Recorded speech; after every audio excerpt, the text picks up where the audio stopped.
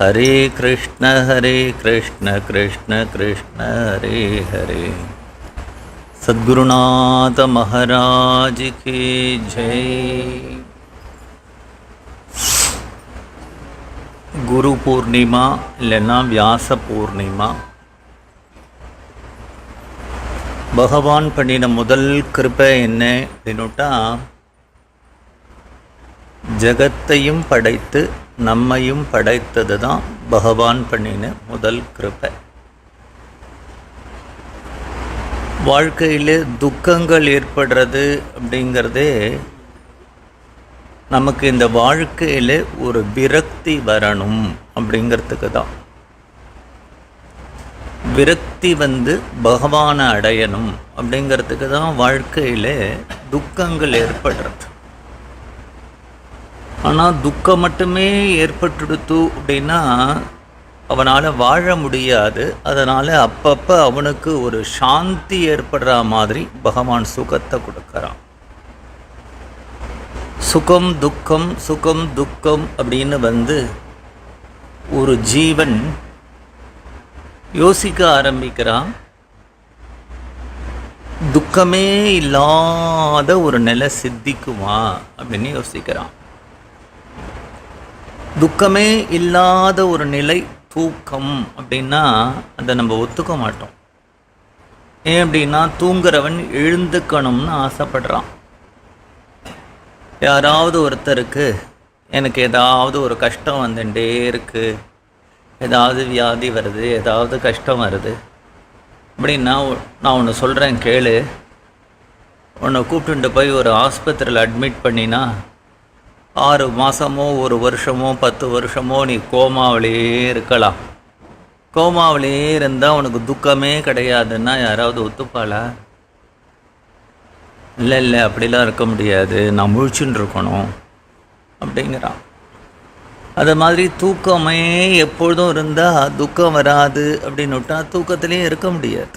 அதே மாதிரி சிருஷ்டி பண்ணாமல் இருந்துட்டான்னா நமக்கு துக்கமே வராது அப்படின்னுட்டா சிருஷ்டி பண்ணாமல் நம்ம இருக்கிறதுங்கிறத நிலை கோமாவில் இருக்கிற மாதிரி.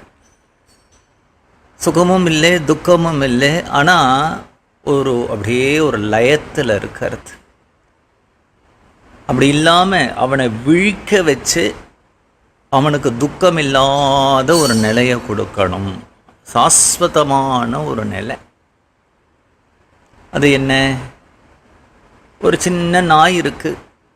ஒரு வீட்டு திண்ணையில் ஒரு வயசானவர் உட்கார்ந்துருப்பார். அந்த நாய் என்ன பண்ணும் அப்படின்னா, அவர் மத்தியானம் 12 மணிக்கு அவர் சாப்பிடும்போது தோ தோ தோ தோ தோ அப்படின்னு கூப்பிட்டு அதுக்கு சாதம் போட்டு 2 அடி கொடுப்பார் குச்சியினால். அந்த நாய் அந்த சோத்தையும் சாப்பிட்டுட்டு அடி தாங்க முடியாமல் போய் உட்காரும் பொழுது அது சிந்தனை பண்ணும், நாளைக்கு இந்த கிழவர் கூப்பிட்டா நிச்சயமாக போகக்கூடாது, ஒரு சோறு போடுறது மட்டும் இல்லாமல் 2 அடி கொடுக்குறார் அப்படின்னு நினைக்கும். ஆனால் மறுநாள் 12 மணிக்கு அவர் சோத்தை கையில் எடுத்த உடனே நேற்றுக்கு வாங்கின அடி மறந்து போயிடும், திருப்பி வாழை குழைச்சிட்டு போகும், திருப்பி அடி வாங்கிக்கும், திருப்பி அப்படி ஒரு சங்கல்பம் பண்ணிக்கும், அடுத்த நாள் திரும்பி வரும். புத்திசாலி நாயாக இருந்தால் அடி கிடைக்காம சோறு கிடைக்குமா அப்படின்னு யோசிக்கிற மாதிரி ஒரு விவேகமுள்ள ஜீவன் யோசிக்க ஆரம்பிக்கிறான். துக்க கலப்பில்லாத ஒரு சுகம் இருக்கா, ஒரு ஆனந்தம் இருக்கா அப்படின்னு அவனுக்கு வழியை தேடுறான். தேடும் பொழுது முதல்ல குரு அப்படிங்கிறவர் ஒரு ஆசாமி, ஒரு ஆள்.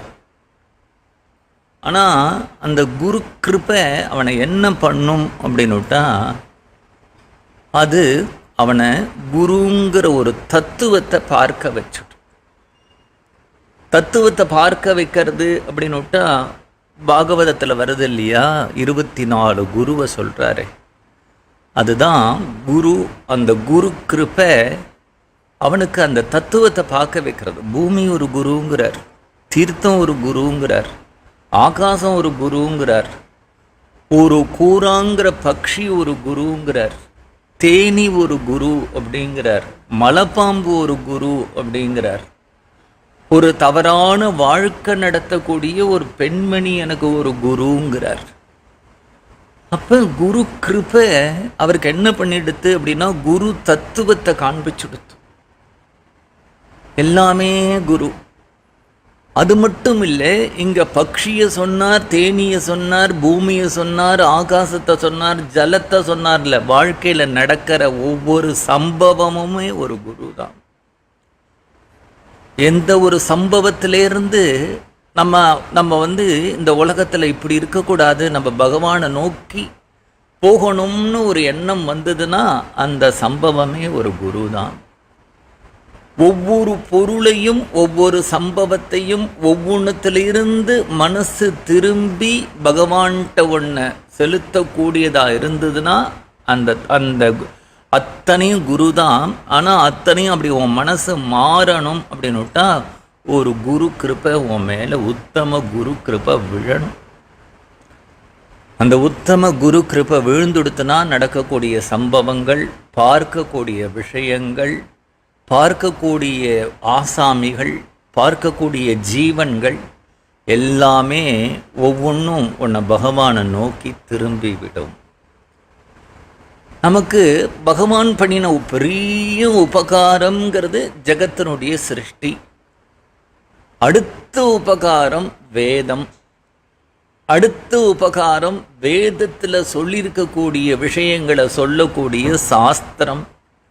அதுக்கு அடுத்த உபகாரம் பகவான் பண்ணின அவதாரம். பகவான் பண்ணின அவதாரத்தை காட்டிலும் சிரேஷ்டமான உபகாரம் என்னன்னா வியாசரை அவதாரம் பண்ண வச்சது. வியாசர் இல்லைன்னா வேதம் இல்லை, வியாசர் இல்லைன்னா இதிகாச புராணங்கள் இல்லை. நான் வியாசர் பண்ணின உபதேசங்கள்லேயே, அவர் பண்ணின உபகாரங்களே ரொம்ப சிரேஷ்டமானது எது? பீஷ்மர் அம்பு படுக்கையில் படுத்துருக்கார். பீஷ்மர் அம்பு படுக்கையில் படுத்துருக்கும் பொழுது தர்மபுத்திரர் அவரை பார்த்து பிரஷ்னம் பண்ணுறார். கோ தர்ம சர்வ தர்மானாம் கேட்கிறார். இவ்வளோ தர்மங்களை சொல்லியிருக்கேள். ஸ்திரீ தர்மம் சொன்னேன், ராஜ தர்மம் சொன்னேன், கிரகஸ்தனுடைய தர்மம் சொன்னேன், எல்லா தர்மங்களும் சொன்னேன். ஒரே ஒரு தர்மம் சொல்லுங்கோ, எல்லாராலையும் ஃபாலோ பண்ணக்கூடிய ஒரு தர்மம், எல்லா காலத்துக்கும் பொதுவான ஒரு தர்மம், எல்லா தேசத்துக்கும் பொதுவான ஒரு தர்மம். கிம் ஜபன் முச்சதே ஜந்துஹு ஜன்ம சம்சார பந்தநாத். ஒரு தர்மத்தை கேட்கிறார், ஒரு ஜபத்தை கேட்கிறார். அடுத்ததான் என்ன கேட்கிறார் அப்படின்னா கிம் ஏகம் தெய்வத்தம் லோகே, ஒரு தெய்வத்தை சொல்லுங்கோ. அப்போ பீஷ்மர் அம்பு படுக்கையில் படுத்துண்டு கடைசியாக பண்ணின ஒரு உபதேசம்தான் சகஸ்ரநாமம். அப்போ என்ன அர்த்தம் அப்படின்னா நாமம் தான் பொதுவான ஒரு தர்மம். எல்லா தேசத்துக்கும், எல்லாருக்கும், எல்லா காலத்துக்கும் பொதுவான ஒரு தர்மம் அப்படின்னுட்டா பீஷ்மர் எவ்வளவோ உபதேசம் பண்ணியிருக்கலாம்.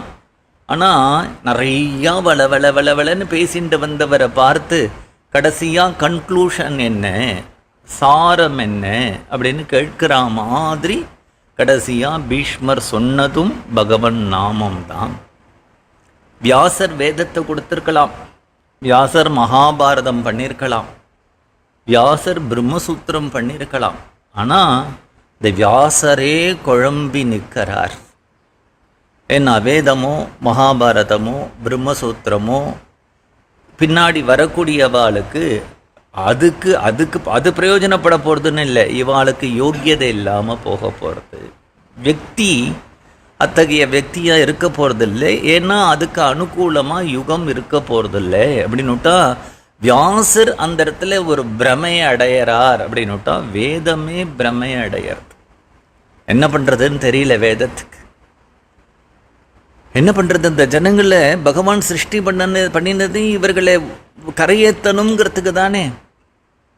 அப்போ கரையேற்றணுங்கிறதுக்காக சிருஷ்டி பண்ணிட்டு என்ன பண்ணுறதுன்னு தெரியல. யுகம் இப்படி போக போகிறது, அதுதான் பகவான் நடத்திட்டு போகிற ஒரு விதம் அப்படின்ன பொழுது அப்போ வேதத்தினுடைய சாரம், பிரம்மசூத்திரத்தினுடைய சாரம், சகல புராணங்களுடைய சாரம், மகாபாரதத்தினுடைய சாரம், வியாசருடைய பீஷ்மருடைய கன்க்ளூஷன் சகஸ்ரநாமம்னா வியாசருடைய கன்க்ளூஷன் பாகவதம். இந்த தர்மம் அதுதான் இருக்கே, பாகவத தர்மம், அதுதான் கலியினுடைய ஒரே கதி. பாகவதம் முழு